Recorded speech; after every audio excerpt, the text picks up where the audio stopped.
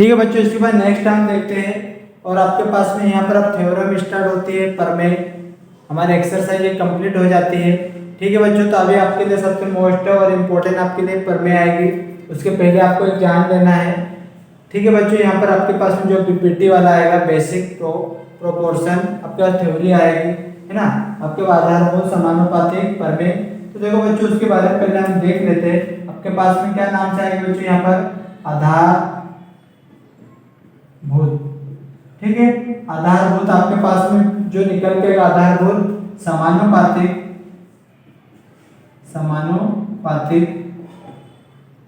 समानुपातिक क्या बताओ बच्चों यहाँ पर प्रमेय, जिसको आप क्या बोलते हो बच्चों यहाँ से इंग्लिश में बीपीटी शॉर्टकट। बीपीटी का फुल फॉर्म क्या बच्चों, आप क्या लिखोगे, बेसिक, क्या होता है बेसिक प्रोपोर्शन थ्योरम।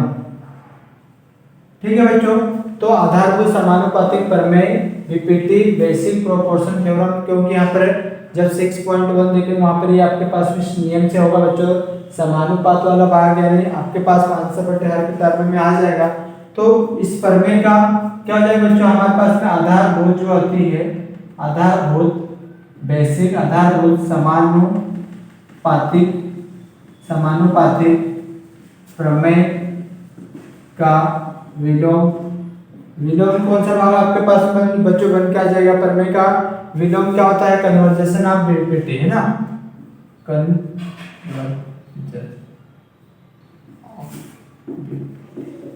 तो किसका विपरीत है बच्चों आपके पास में, इस बीपीटी वाले भाग का आधारभूत प्रमेय वाला। तो इसके पहले हमने देखा है कि क्या देखे बच्चों, बहुभुजों की समरूपता, है ना। आपके पास में क्या नाम है बच्चों, बहुभुजों की समरूपता। तो यहाँ पर समरूप नाम आया बच्चों। तो क्या क्या हमने देखा है इसके पहले कि संगत कोण बराबर होना चाहिए और भुजा कैसे आपके पास में अनुपात में होना चाहिए, समानुपात वाला भाग। तो इसके बारे में भी हमने लिखा था। तो क्या लिखे बच्चों, भुजाओं की समान संख्या, भुजाओं की समान संख्या वाले आपके पास में बहुभुज कैसे हो जाएगा बच्चों, संख्या वाले दो बहुभुज समरूप होते हैं। कैसे बच्चों, यदि पहला आपके पास में यदि उनके संगत कोण बराबर हो और क्या बच्चों आपके पास में संगत भुजाएं अनुपात, संगत भुजाएं समानुपातिक हो। ठीक है, ये हमारे पास में किसका, बहुभुजों के समरूपता निकल के आ जाएगी। आप बहुभुजों के बाद में आपके पास बच्चों वही नाम आ जाएगा, आपके पास में त्रिभुजों दिया हुआ है।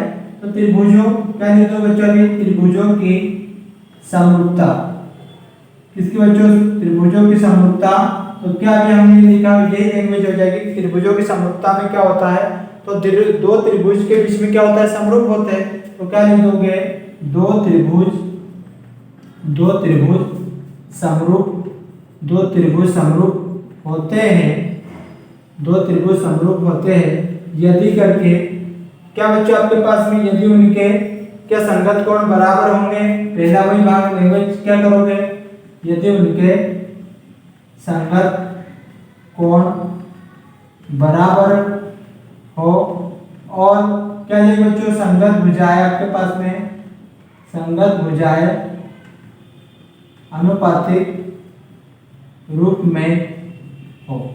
तो ये भी आपके पास त्रिभुजों की समरूपता में वही होगा, बहुभुजों की समरूपता में भी वही आ जाएगा। ठीक है बच्चों, तो हम यहाँ पर इसके पहले थोड़ा सा देख लेते हैं कि त्रिभुज का क्षेत्रफल क्या होता है। ठीक है बच्चों, तो क्या है हमारे पास में, आधारभूत समानुपातिक प्रमेय बीपीटी को समझने के लिए आवश्यक तथ्य सूत्र देखना हमको एक थोड़ा सा।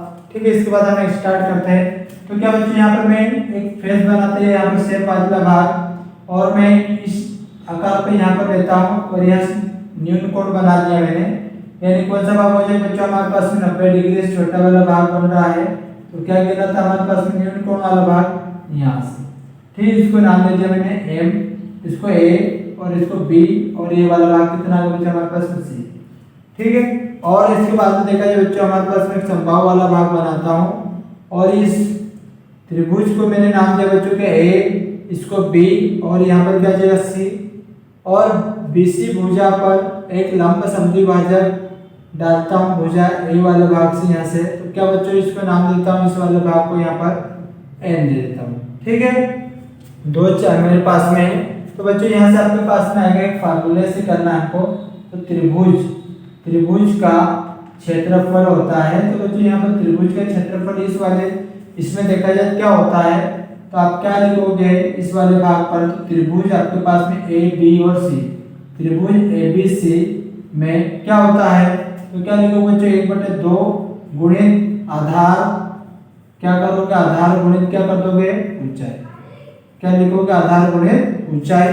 तो देखो बच्चों आपके पास में है 1/2 वैसा ही लिखोगे, आधार कितना है तो ए बी लिख दोगे, गुणित ऊंचाई कितनी है बच्चों, यहाँ पर ये हाइट आ चुके हैं ये वाला भाग, तो ऊंचाई कितनी लिख दोगे बच्चों यहाँ पर सी एम वाला, ये एम सी वाला।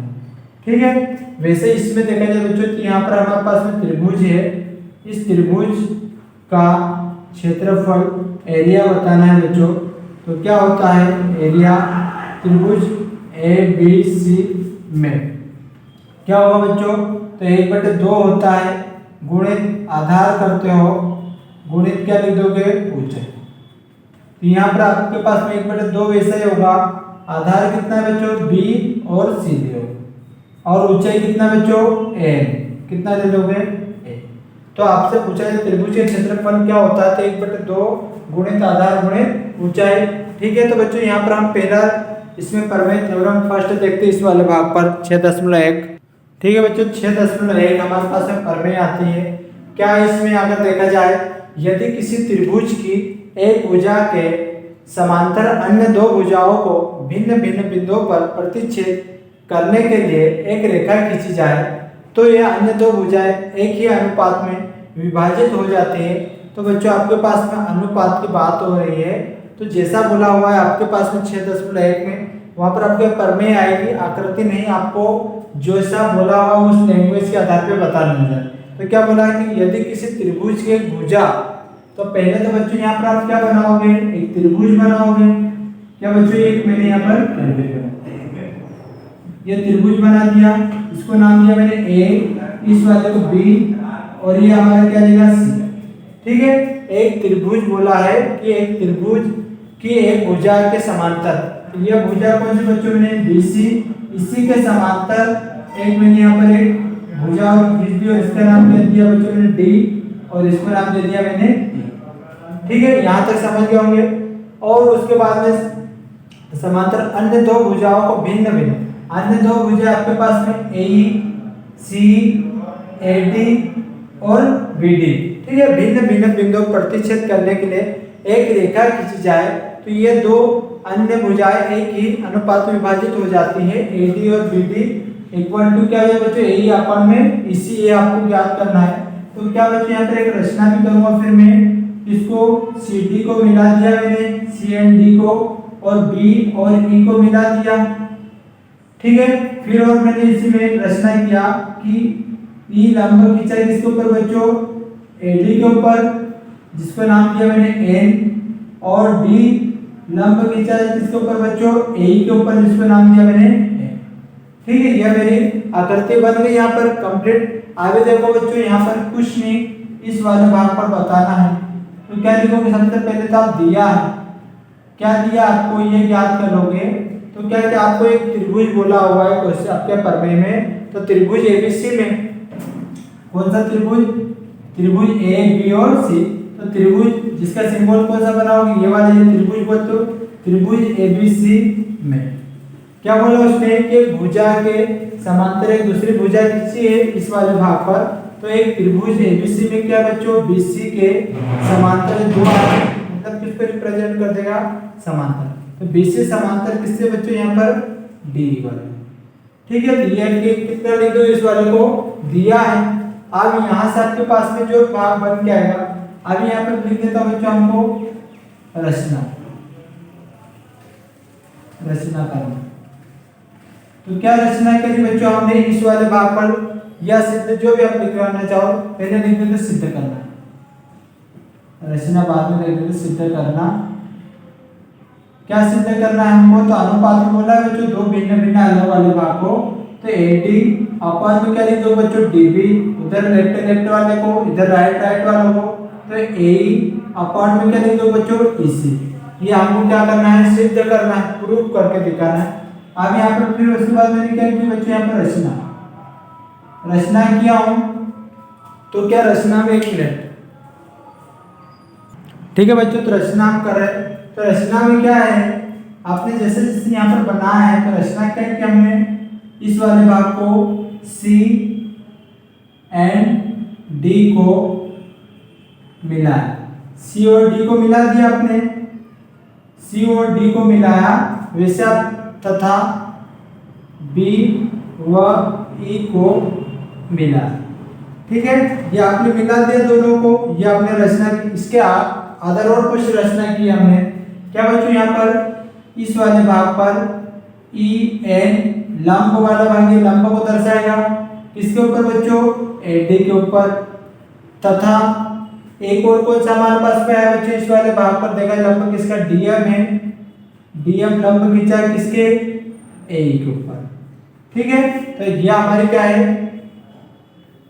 रचना की, ये हमने रचना की। अभी हमको प्रूफ ये करना है, तो बच्चों यहाँ से इसके बाद में क्या हो जाएगा हमारे पास में प्रूफ, जिस वाले भाग को क्या लिखूंगा, उत्पत्ति, क्या हो जाएगा उत्पत्ति वाला भाग।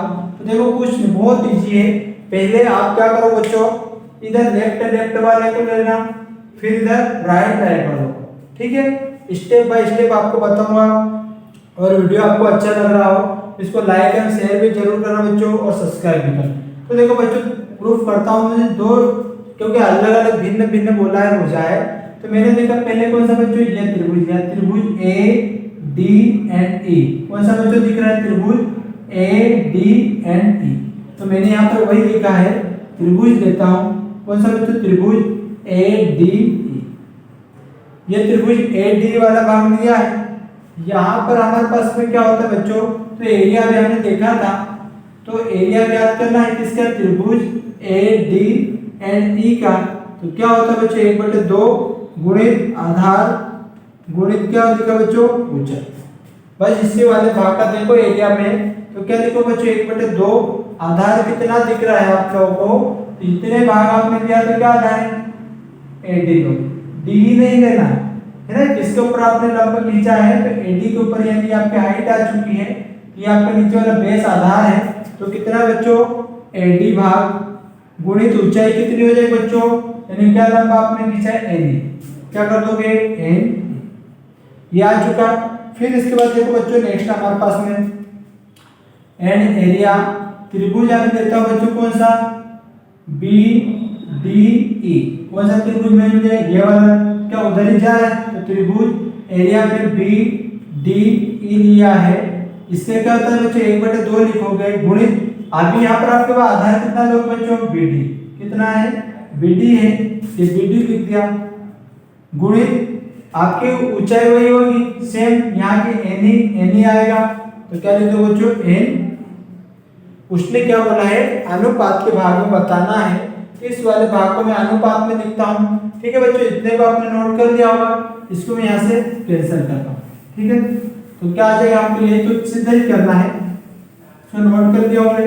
अब यहाँ से दो कंडीशन बननी है, तो क्या बच्चों, एरिया ऑफ त्रिभुज ए डी ई अपॉन में क्या लिखो बच्चों, इस वाले भाग पर हमारे पास में एरिया त्रिभुज बी डी ई, दोनों की वैल्यू पुट कर दो बच्चों। यहाँ पर क्या है, 1/2 गुणित ए डी गुणित क्या, एन ई अपॉन में 1/2 गुणित बी डी गुणित क्या कर दो, एन ई।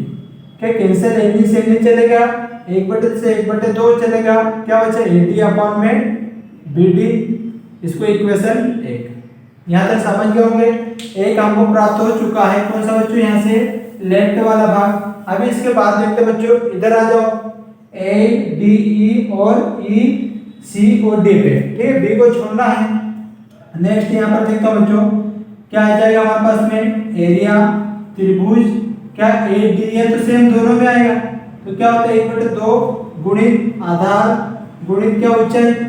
लेकिन बच्चों यहाँ पर आपको 1/2 आधार कितना लेते हो अभी ए नाम आया है ए डी, तो ये ए डी तो ये ए आ जाएगा। आधार कितना लो बच्चों ए, क्योंकि मैंने अभी यहाँ पर लंबा क्या डी खींचा है, तो क्या आप लिखोगे आधार वाले भाग के बाद में ऊंचाई तो डी एम। यहाँ तक भी समझ गए होंगे। नेक्स्ट इसके बाद देखते हैं बच्चों एरिया हमारे पास में है त्रिभुज कौन सा लेंगे बच्चों सी डी ई।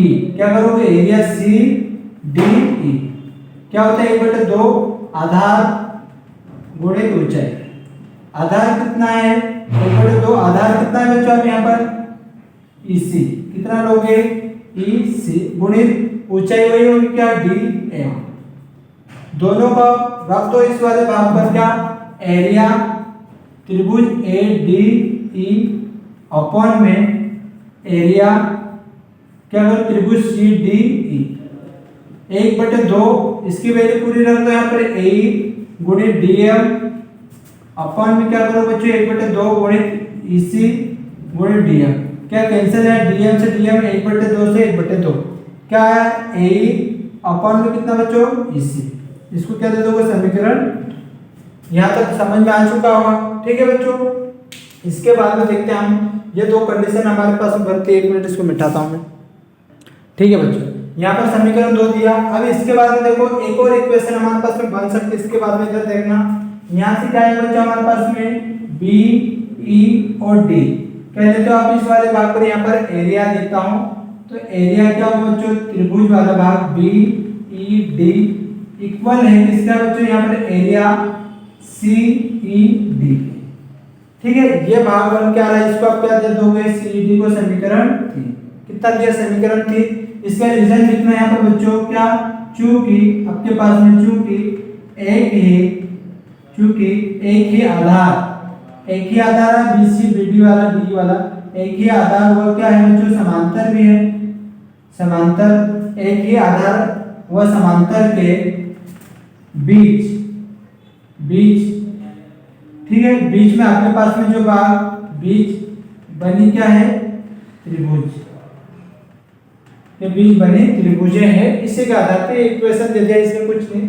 अब यहाँ पर क्या बच्चों नेक्स्ट लास्ट में लिख दोगे। लास्ट स्टेप आपके पास में ये वाला है यहाँ पर इसको ब्रैकेट में इस वाले भाग को तो समीकरण 1 समीकरण 2 एंड समीकरण 3 से क्या हो जाएगा बच्चों समीकरण 3 वाला भाग तो एक ही आधार और समांतर के बीच बने त्रिभुजें हैं। एक में क्या है बच्चों आपके पास में ए डी अपॉन क्या कर दोगे बी डी बराबर समीकरण 2 क्या कहता है बच्चों ए अपॉन में क्या हो जाएगा इसे। क्या यही हमको ज्ञात करना था बच्चों यहाँ पर तो क्या लिख दोगे हेंस प्रूवेड यानी क्या लिख दो बच्चों इति सिद्धम क्या निकल के आ जाएगा आपके पास में इति सिद्धम यही हमको ज्ञात करना था। क्या समझ गए होंगे बच्चों। इसको 2 से 3 बार अपने कॉपी में अच्छे से प्रैक्टिस करना समझ के कौन सा मैंने पहले एंगल दिया है यहाँ पर कौन सा मैंने ट्रायंगल और कौन सा त्रिभुज ए डी लिया फिर उसके बाद में ई बी डी ई लिया था फिर ए डी आया और कौन सा बच्चों सी ई डी में चला था दोनों वाले भाग पर ठीक है बच्चों। तो समझ गए होंगे। इसके बाद में नेक्स्ट देखते हैं हम ठीक है बच्चों। पर मैं इसके बाद 6.2 क्या है यदि एक रेखा किसी त्रिभुज की 2 भुजाओं को एक ही अनुपात में विभाजित करे तो वह तीसरी भुजा के समांतर होते हैं ठीक है बच्चों। अभी हमको समांतर इसके पहले में क्या था अनुपात था इसमें अभी हमको बताना क्या इस वाले भाग पर हमको निकालना है समांतर। समांतर तो क्या है त्रिभुज की बात हो रही तो सबसे पहले तो आप क्या बनाओ बच्चों यहाँ पर एक त्रिभुज मैंने एक एंगल बनाता हूँ इस वाले भाग पर यहाँ पर है बच्चों इसको नाम दिया मैंने ए इस वाले भाग को क्या बी और इसको क्या सी। इस बीसी के समांतर क्या बच्चों यहाँ पर मैंने एक संपाती वाले भाग की तरह क्या बोला डी और इस डी से एक संपाती वाला भाग कौन सा भाग बना बच्चों यहाँ से ई डेश क्या नाम दिया मैंने इसको ई डेश। तो क्या क्या भाग बन के इसी में से हमको बताना है क्या बच्चों जो डी है समांतर किसके बीसी के यही हमको सिद्ध भी करना है। तो सबसे पहले तो आप यहाँ पर क्या लिखोगे बच्चों दिया है क्या लिखोगे इस वाले भाग पर दिया क्या है तो जो पहले बोला है त्रिभुज तो त्रिभुज क्या है एबीसी में त्रिभुज एबीसी में क्या है बच्चों हमारे पास में डी, जो डी और ई है, त्रिभुज डी किसको, AB, इधर वाले भाग AB तथा AC को क्या करती है, AC वाले भाग को, AC को इस प्रकार काटती है। इस प्रकार काटती है कि मतलब का क्या बच्चों, काटती है कि क्या भाग बन क्या जगह AD अपन में क्या करता, वही वाला भाग क्या बच्चों आपके पास में BD। इस प्रकार काटती है कि AD अपन में क्या लिख दोगे BD वाला भाग, और इधर राइट तरफ आओगे क्या लिखोगे AE, अपन में क्या लिख दोगे बच्चों EC। ये हमको क्या है दिया हुआ है। अब हमको यहाँ पर सिद्ध करना है, सिद्ध करना है, तो क्या बच्चों सिद्ध करना है कि BC समांतर किसके, D, या D समांतर है किसके बच्चों हमारे पास में इस वाले भाग पर BC के। कुछ दिक्कत नहीं। अब इस वाले भाग पर हमने कोई रचना तो की नहीं, अब यहाँ पर उत्पत्ति प्रूफ करता हूं, प्रूफ। ठीक है बच्चों, प्रूफ में देखा जाए तो क्या सबसे पहले हमको एक आधारभूत समानुपातिक प्रमेय भी लगा सकते हैं हम यहाँ पर, नहीं पता है तो माना मैंने इस वाले भाग को क्या बच्चों, माना D डैश, माना में D थी उसी की वजह से जैसे खींचा है और उसको नाम क्या दिया बच्चों मैंने E डैश वाला। तो D समांतर किसके बच्चों, इस वाले भाग को तो आप BC का, एक बार तो वही लिखा D समांतर किसके, BC के, तथा एक बार क्या लिख दो D डैश किसके बच्चों, ये भी BC के। ये आपने क्या किया, माना हुआ है। तो यहाँ से क्या जो बच्चों हमारे पास में चूंकि हम जानते हैं क्या बच्चों आधारभूत प्रमेय, आधारभूत समानुपातिक प्रमेय द्वारा कि संगत कोण क्या होते बराबर, और उस वाले भाग का आपके पास में क्या होना चाहिए बच्चों, भुजाएं आपके पास में समानुपाती बनना चाहिए। तो चूंकि D डैश किस वाले भाग आपके पास में है, तो BC के समांतर है। ठीक है, तो इसको क्या लिख सकता हूँ, D डैश BC वाले भाग को, तो इसको क्या है AD लिखा आपने, और क्या निकल गया BD, बराबर में क्या चल रहा है, तो ये तो आपने AD अपन BD क्या इधर आते हैं बच्चों, अब इस डैश वाले को ले रहा हूँ तो AE डैश करोगे अपन में E डैश C कर दोगे, क्या लिखोगे E डैश, इसको क्या दे दोगे बच्चों समीकरण A। कहाँ से, चूंकि आधारभूत समानुपातिक प्रमेय द्वारा, ठीक है, कहाँ से आया बच्चों ये हमारे पास में, चूंकि आधारभूत समानुपातिक प्रमेय के द्वारा ये आया है। तथा हमको एक चीज दी हुई है, क्या दिया बच्चों, AD अपन में BD बराबर में कितना दिया है, AE अपन में क्या बच्चों EC। ये क्या लिख दोगे यहाँ पर दिया है, ये तो हमको थ्योरम में दिया, इसको क्या दे दो बच्चों समीकरण दिया है, और ये आपके पास में क्या जाएगा समीकरण 2।